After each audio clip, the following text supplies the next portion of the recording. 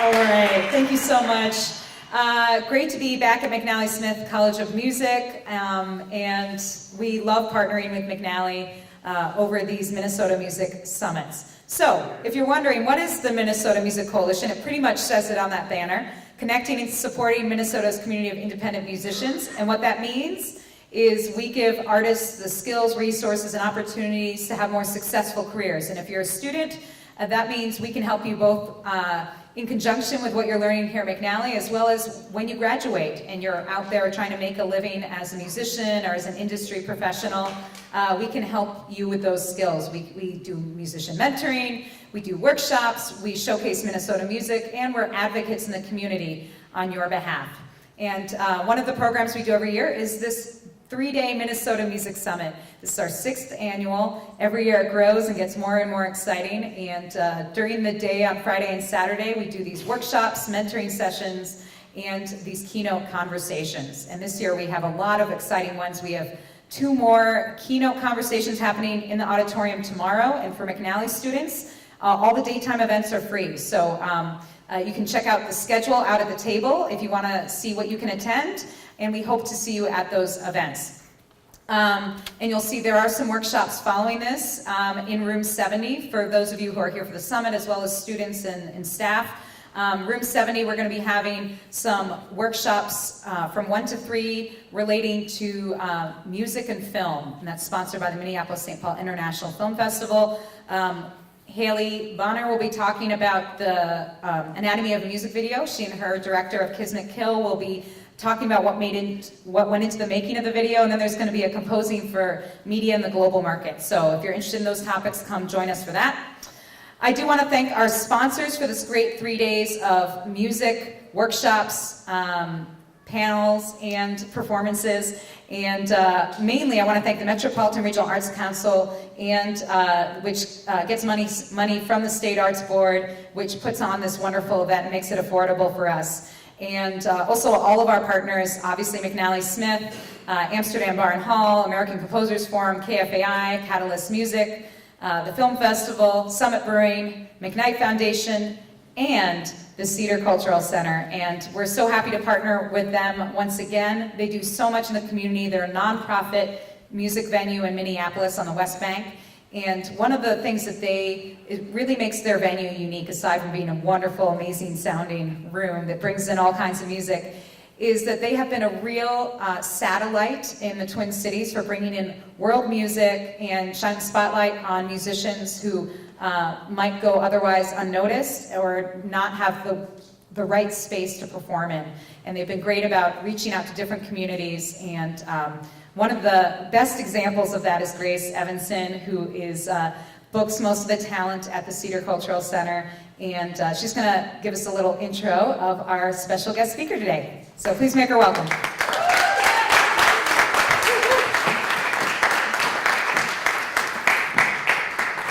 Thank you, Ellen. As she said, I'm Grace Evenson. I'm the talent buyer at the Cedar Cultural Center. And I first off want to say that the Cedar is so proud to be a sponsor of the Minnesota Music Summit. And thank you to Minnesota Music Coalition for all you do for music and musicians in Minnesota. And the Cedar is a nonprofit, all-ages music venue located in the Cedar Riverside neighborhood of Minneapolis. We have a mission to promote intercultural appreciation and understanding through the presentation of global music. And I want to give you a quick introduction to Dalmar Yare, who is one of the biggest Somali artists in Minnesota and also the Cedar's artist in residence. Dalmar began singing professionally at the age of 9 and is a founding member of Waya Usab, which means New Era, and is a Somali hip-hop group formed in Kenya in 2002. With lyrics and a message that challenge corrupt leadership and extremist politics, Waya Usab is recognized both for its artistry and its activism. Facing threats in Kenya for the band's outspoken lyrics, Dalmar fled to the US in 2006. Settling in St. Cloud, he and other Somali singers founded North America Superstars, which is a local collective performing in various configurations in the Twin Cities and beyond. Dalmar is one of the most requested Somali singers in the country to perform at Somali weddings and cultural events. He performs at over 100 events per year, primarily in cities around the country with significant Somali diaspora populations. Dalmar has also been a key figure in the Cedar's Minimo program.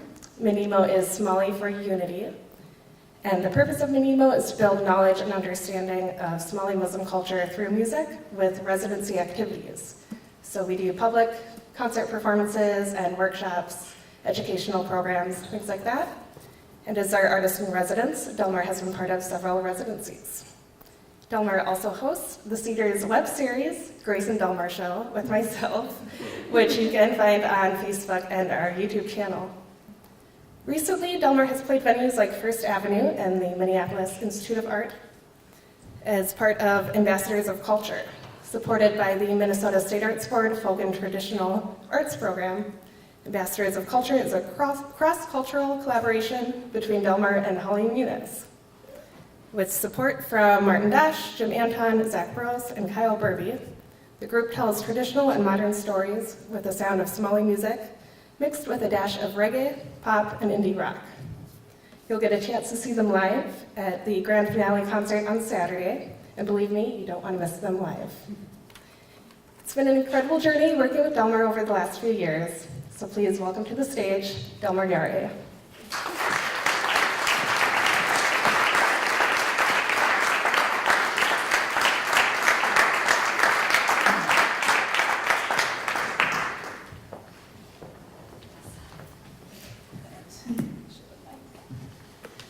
Thank you so much, Grace. And again, we're so happy to have Dalmar with us.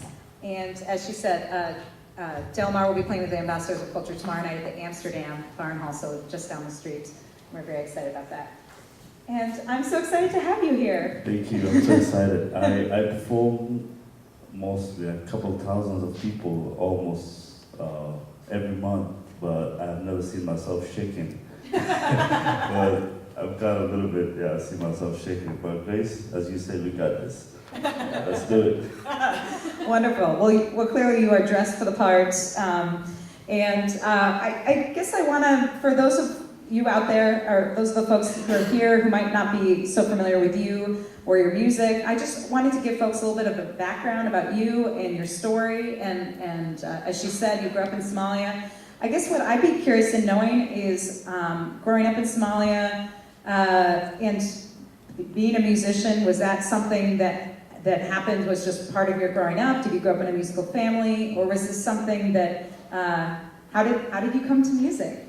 I actually, I grew up in Somalia, especially the capital city of Somalia, Mogadishu. And I became a musician for the most hardest time of Somalia, especially Mogadishu, around 1999, 2000. There was a war going on. I was so young, but I see myself singing at school, and my teachers saw me.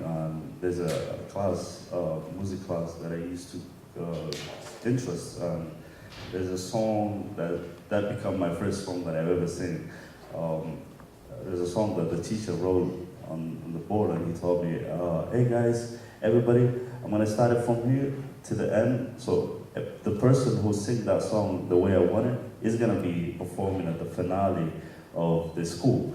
And then I was the third line of the class. And then when he come like, Dalmar, is your time. And my name is not Dalmar, that's my nickname. Mukhtar is my real name. It's like, Mukhtar, get up. And I get up, I start singing, and then he's like, okay, the class is over. Mukhtar, come with me at the office. I was like, okay, all right. And then I went to the office, and then he told me, can you sing another song? And then I was like, yeah. What song? I don't want a love song. This is school. I wanted an educational song. What song can you sing? And I sang 2 other songs. And he told me, you're going to sing that 3 songs at the finale. And then after I sang the 3 songs at the finale, my madrasa, like Duxi, teacher, heard that I sing at the school. And then he called me in the morning when he come, and that's the sheikh, he's imam. You cannot sing, like, in front of him. But he was cool. I didn't know that. He's like, the students thought, hey, he was singing at the school yesterday, and then he called me in the morning. Come. I was so nervous. I thought he's gonna whip me. I was like, okay. And he took me back at the class and he told me, did you sing at the school yesterday? I said, no. He said, don't lie to me. Did you sing? And he has a stick. And I said, no, I didn't sing. And he told me, you sure? And then I said, yes, I did sing. And he's like, but I didn't sing bad. I tried to make an excuse and he told me, it's fine. I heard you had a beautiful voice. I heard you did a school, educational songs, and that's fine. Can you sing one for me? And I was I was crazy. I was like, okay, I sang for him, and he told me, okay, there's a graduation party, the madrasa, and you're gonna sing there. But before the graduation, there's a teacher that I'm gonna take you to him. And he wrote all the educational songs for the students and all the songs that talks about the country and the conflict going on. He's a writer and he has a children TV show at the TV. And then he told me, I'm going to take you to him. He's going to write you a play and you're going to do that play at the finale. I was like, okay. And that day I was the king of the school. I was like, I was so happy. Everybody was looking at me like, are you kidding me? The teacher told you you're gonna sing? Yeah. And then still my parents doesn't know anything about this. And I'm from a family who's very restricted, very religious, and they don't know anything about it. So I went to the other teacher, and he gave me a play which was going about 1 hour and a half. And he told me, I'm gonna give you this play. I want you to teach everybody who's gonna do with you. And I'm 11 years old. I don't know anything about it. You're gonna teach everybody their role of playing, and there's 2 songs in it, and you're gonna play that 2 songs at the finale. I was like, okay. And but he gave me I was a little kid. He told me, if you did it right, I promise you, every Friday you're gonna hear your voice from the radio. And I was like, okay. I didn't sleep, I think 4 days. I didn't know if I slept or not. I was reading it, and then I told the teacher, I'm ready to teach everybody what they're gonna play. So, long story short, I did it the way he wanted, even more than the way he wanted. And he was watching, he was one of the audience, and he'd get up when I finished, and he picked me up, he told me, okay, from now on, every Thursday morning, I'm gonna take you to the radio, you're gonna record songs. So that's my startup to be a singer. Wow. And, maybe you could elaborate a little bit more about this for those who might not know. Tell us a little bit more about sort of the religious conflict and what that was like making music, because you said your family was more restrictive. And how did you sort of come out to them about being a musician, and how was that for you? Was that a challenge? I was a singer about 6 years when they figured out I'm a singer. I used to hide out. I used to run away. I used to just tell them, hey, Dad, I'm going to different school for some kind of entertainment, but I never told them I'm going to sing. Some kind of entertainment for the school.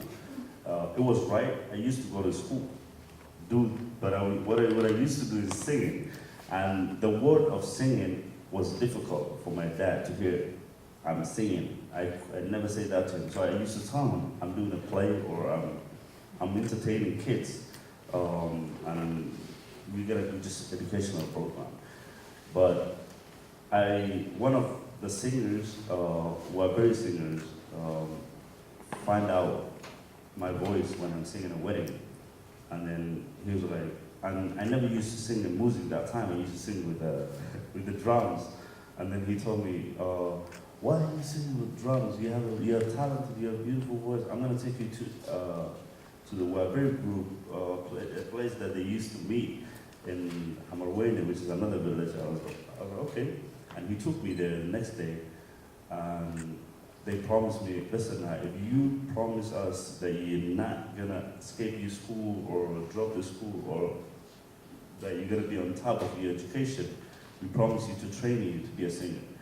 And then I used to go that training in the morning before I go to school, 1 hour before, and then they used to teach me how to go with the tempo, with the music and stuff. And then I become a singer. Then we create a band. I used to go to weddings. And then my uncle, he's from Nairobi. And he's a businessman with my brother.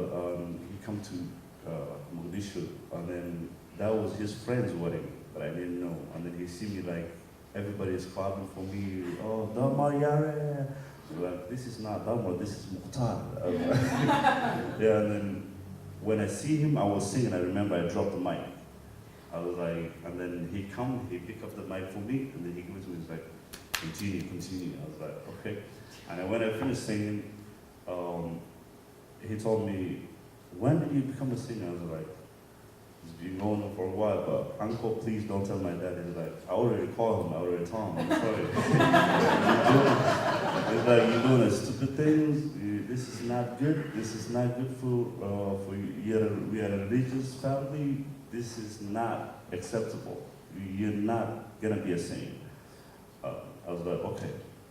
But I'm ready to quit, but I cannot quit. This is in my blood. It's not something that I can quit for one day. And he told me, that's not acceptable, son. Go home right now. And then he he called a taxi, and then the taxi picked me up, and I come home. Oh my God, that was the craziest day of my life. I see my dad sitting there, and he's like, come here.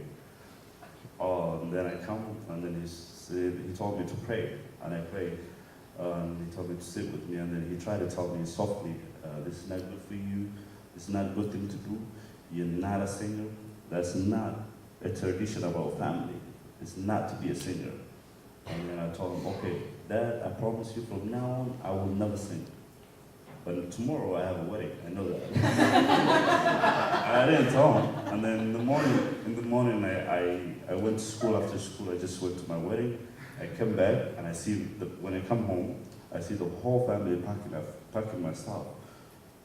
And they're not talking to each other. Like, can somebody tell me what's going on? And then my sister told me, you're leaving tomorrow to Nairobi. I was like, no. And they told me, okay.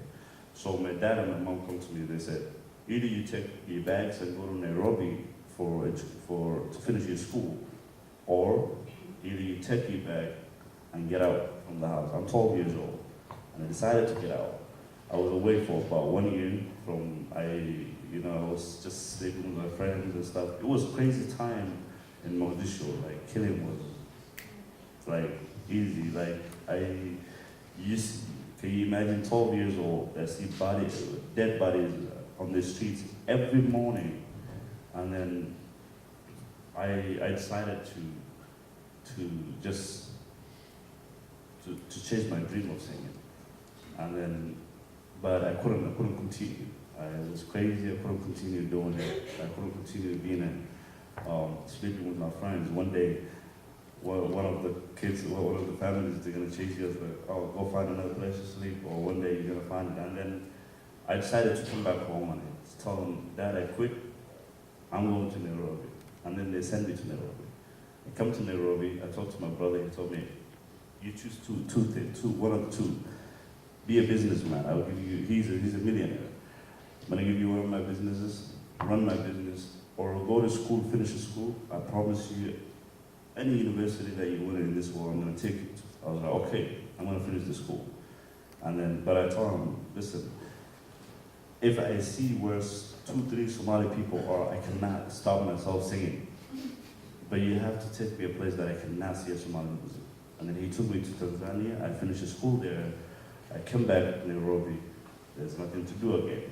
And there's a lot of Somalis there, a lot of musicians. The musicians look for me and like, the little kid that used to sing in Mogadishu, come here, man. And then that's the time I met Shine and Waya Asuk. We create me and Shine and they create a group called Waya Asuk. But I used to be a singer. I used to sing and record the songs, but nobody knew my face. Somebody else used to come to the stage and sing. And just act like they're singing. That was my voice. I used to record the whole songs and bring them. And then after the family see all that struggle, one of my grandfathers, he's dead now, he was the key for me to be a singer. He come and my brother called him and told him, we cannot stop this guy. He's doing this bullshit thing, singing, and maybe he will listen to you. We want you to talk to him. And then the family come together. They call me. But I decided that day to tell my family I cannot quit singing. But before I ever say that, my grandfather told me, hey, what are you gonna do? Well, what do you do? I was like, what do you mean? And he's like, do you, like, he joked about it. He's like, do you do la la la la la la? That means that you're a singer? I was like, yes. He's like, okay. And he asked, like, other old guys, what do you guys call me here to tell him? That we're gonna pray for him to stop the singing, and we're gonna, like, we want you to help us that. And he said, listen to me now. Guys, you guys wrong. I'm gonna tell you one thing to you guys, and I'm gonna tell him one thing, and I want you guys to take my decision. And they said, okay. And he said, Dalmar, go ahead, do your thing, sing, but one thing I'm gonna tell you, don't waste your time singing. Just make it your second job. Don't make it your first. Don't make it your career. Don't make it your.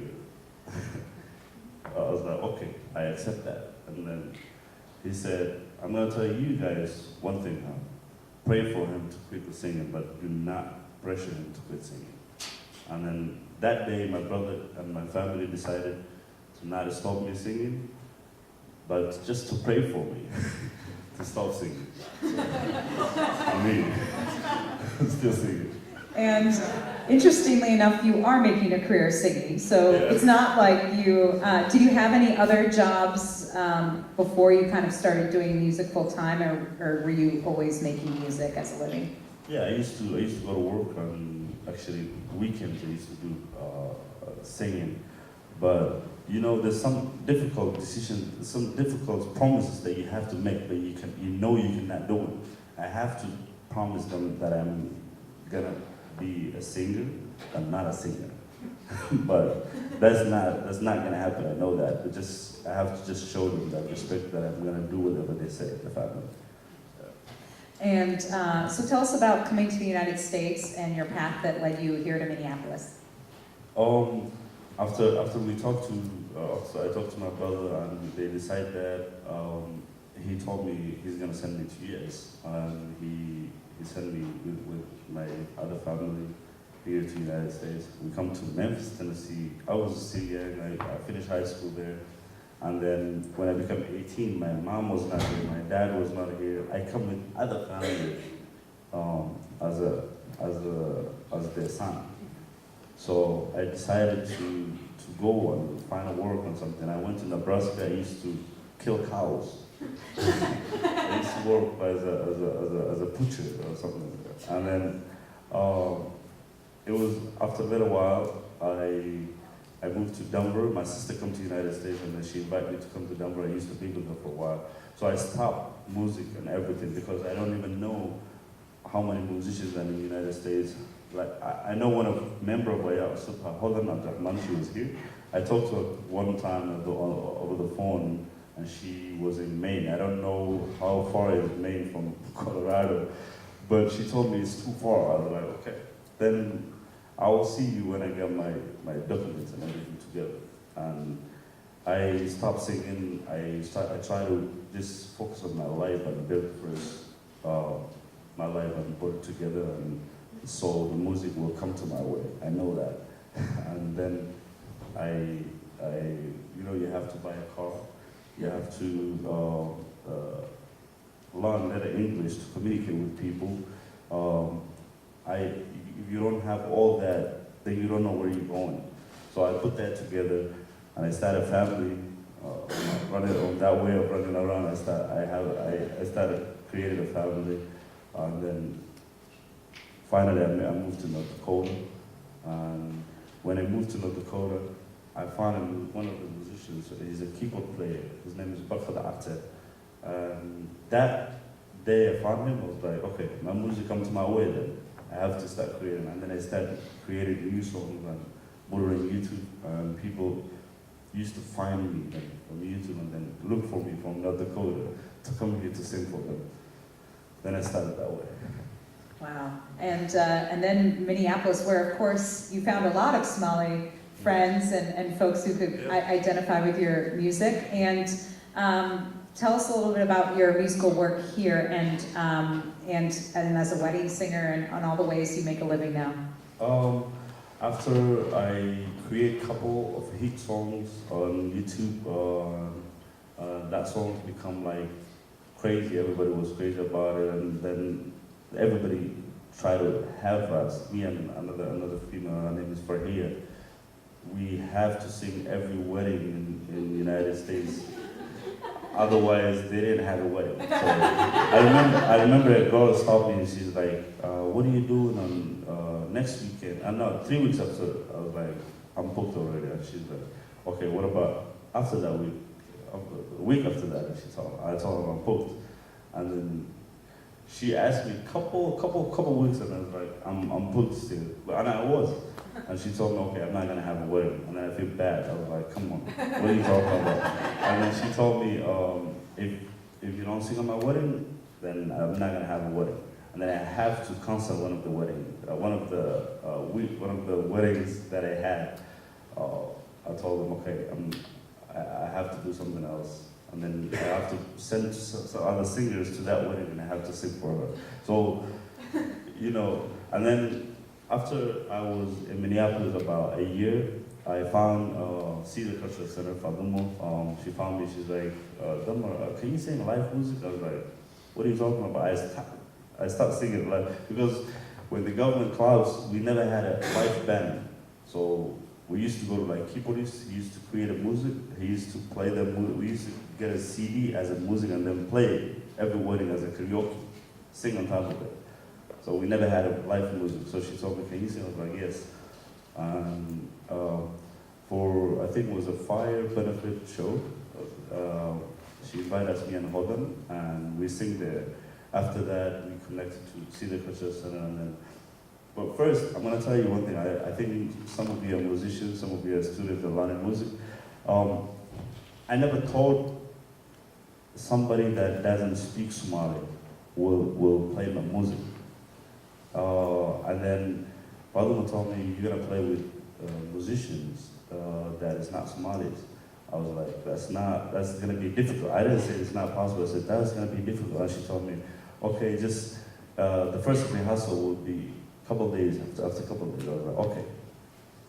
I stepped in the room, and then I see like this white kids just playing my music. I was like, "Is that playing?" And then they told me, "No, we are playing it." I was like, "Are you sure? Play that again." And then I listened to it, like, how is that possible? And then I knew music is universal language, is something that, that connects people. It has their own world, And from that day, that I believe the Somali tradition music, Somali life music is coming to life. From that, and I am so proud of Cedar and the Limbo project that brings a lot of singers that even forget how to sing a live music. And they used to sing about 20, 30 years ago in Somalia, that they come back to this country and find that non-Somalis playing their music, and they played it perfectly, even better than the way they used to play it. It's something that I've been proud of, and I'm glad I'm part of it. And that's something that I think a lot of us forget who make music here in the United States, is that live music always seems a part of the performance, but it's interesting to think, we have to kind of relearn, if you're used to making music in a studio and playing it, to make it live with people. And the people you're making music now live with, at least with Ambassadors of Culture, as you said, it's kind of cross-cultural collaboration. What can you tell us about the band and how it formed? After I worked about a couple of years with Cedar, I found a grant from Minnesota State of Arts to create an album that is Somali and English. So we have a certain way of Somali traditional music, and there's a Western traditional music. So we try to put that together and make it something interesting and unique. Adrian recommended me the best person to work with would be Holly Moons. I think she's sitting somewhere around. Yeah, Holly. And then Holly, I talked to Holly and they were like, Holly, I'm going to create 4 songs, Somali traditional songs. I'm going to create it. I'm going to create the music and everything. So try to find to put some of your culture in that songs. And then create another 5 songs, and I'm going to try to put some of my culture in those songs. And we try, on that process, we find this, like, good people that want to play together, and, you know, and then we start finding ourselves, like, we are a band. Why do we have to create another thing? Like, and then we found ourselves that we are a band. And actually, ambassadors of culture just comes that way. So she's ambassador of Western culture. I'm ambassador of African or East African culture. And put it together, we're ambassador of culture. Wonderful. And we're so looking forward to your performance tomorrow night at the Amsterdam. And now I want to, there's so much more to talk about, but I want to give folks in the audience a chance to ask questions. I don't know if Lori has the mic, but does anyone have any questions for Dalmar about his music, his life, about Somali music? I do. Okay, go for it. I do. Oh. And I don't have my glasses on. Hey, you said it was on. Anyway, it's not on. I can speak loudly. Oh, that's good. That's better. Would you maybe kind of describe? I mean, there's to speak very generalistically, but in comparing basics of the Somali music that you perform with kind of our pop music that you're working with here with your ambassadors. So Somalian music, what is a typical instrumentation kind of meters, at all kinds of meter? I'm not actually a music. Well, I don't play any instrument, and I don't read music. But actually, Somali culture has a like it's similar to reggae or I think Holly's gonna help me with that. Can you help me with that question? I'm Holly. That's Holly, yeah. She's the most amazing human being I've ever worked with. She's a very, very hard-working person. Well, here, I have an idea. I don't want to be on the spot, Dalmar, but I'm wondering if you could maybe, would you be able to sing a little bit so we can hear, like kind of the intro that I can describe as I had Dalmar in the studio. The idea was, what if he opened with a traditional Somali song, a cappella, no instrumentation, and then there was a pop song that I had written, inspired by his music, and then he closes that song includes live with this tune that he can now sing for you so they can say it. Let's do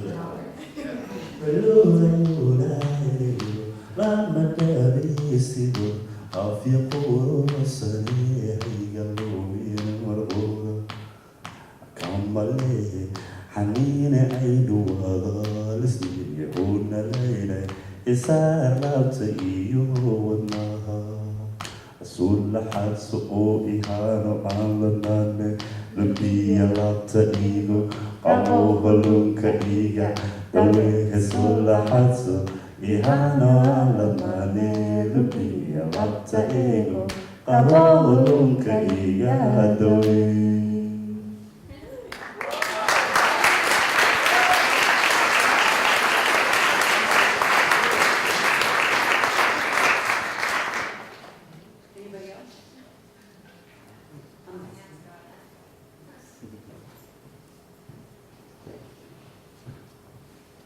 So if you're doing, like when you're lining up shows, you like to play as much as you can around here, right? Are you based in Minneapolis? I don't know if I'm based in St. Cloud, but yeah, St. Cloud. I run around.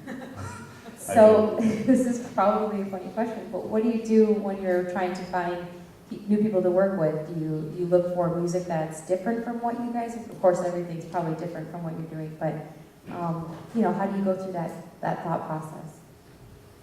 You know, I used to work with only Somalis before, only Somalis, but now I try to work with non-Somalis and try to put a lot of cultures together and do, like, as Holly said before, like, I like weird stuff, like like something that makes different tests and unique tests.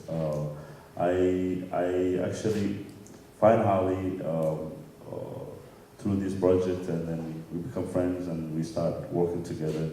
But I would love to work with a lot of new people and try to find out. And the way I look for them is just what they wanted and what I wanted. If we have the same goal, then we can work together. And my goal is to bring cultures or to bring people that doesn't know each other together and make them have fun. I have a quick question, then I'm going to go over there and come back here. So back to instrumentation, I want to redress that a little bit.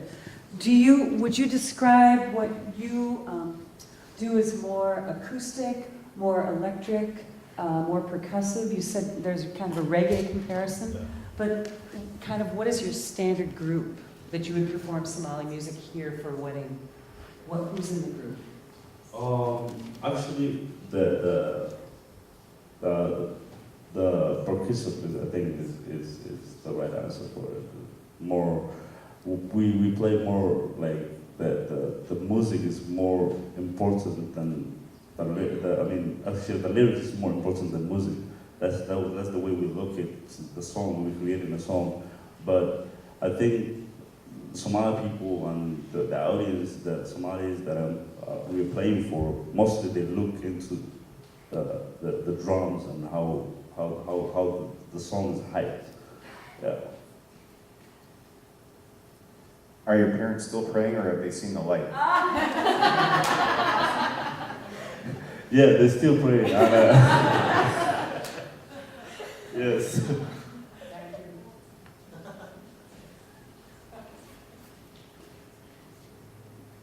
So you being an international who came into the U.S., I'm an international student myself, so what I really wanted to know is like what steps did you take to establish yourself, not necessarily establish, but you know how like all the visa issues and green card issues and stuff, so what did you do to be able to stay in the U.S. for as long as you've done since you arrived here?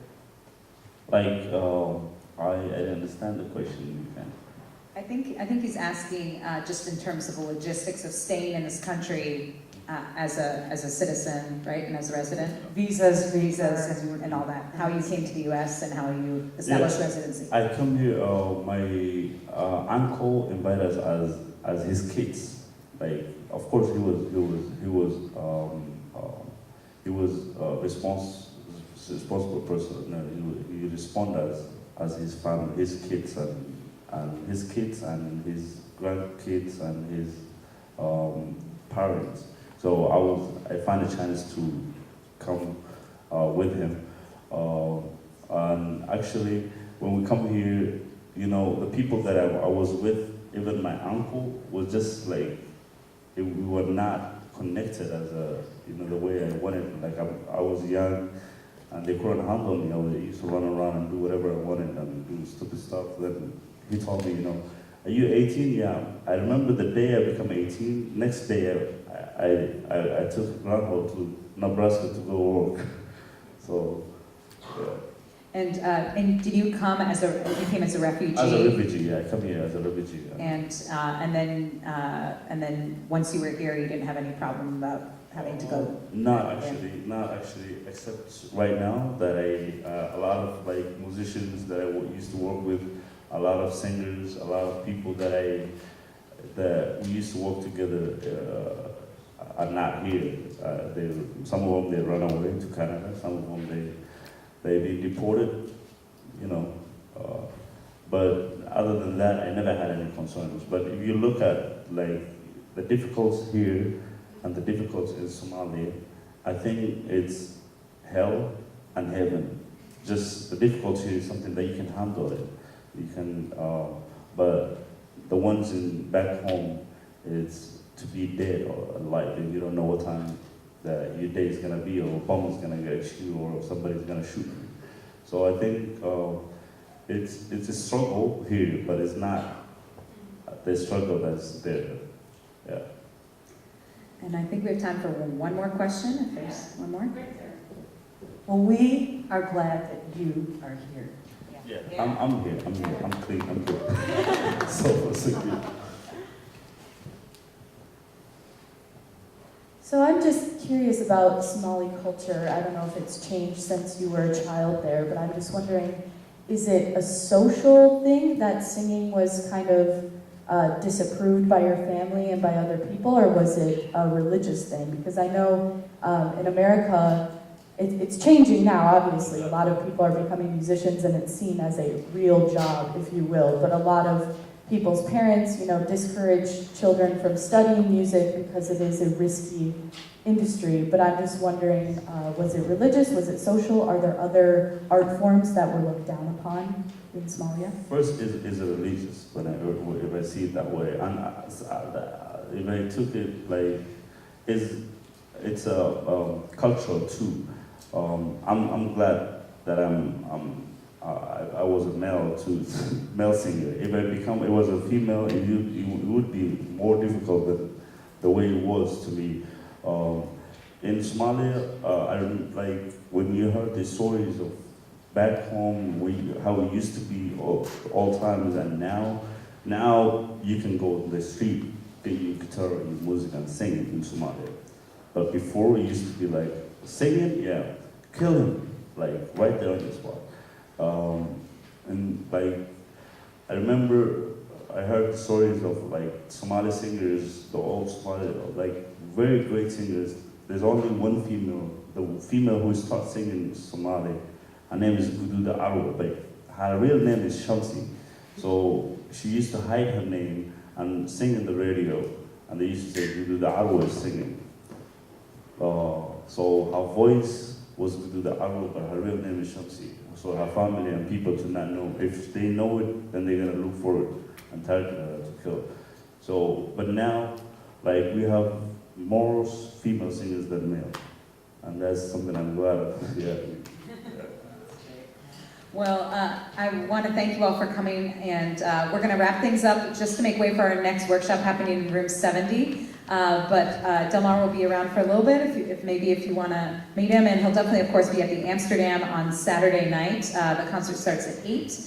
It's 18 and up, and we hope to see everyone there. It's going to be a great night of music. And I should also say that the theme around this year's Minnesota Music Summit is breaking down walls, and I can't think of a better way of kicking off the conference than with Dalmar talking about music being the universal language and bringing us all together. So thank you so much, Thank Dalmar. you so much. Thank you.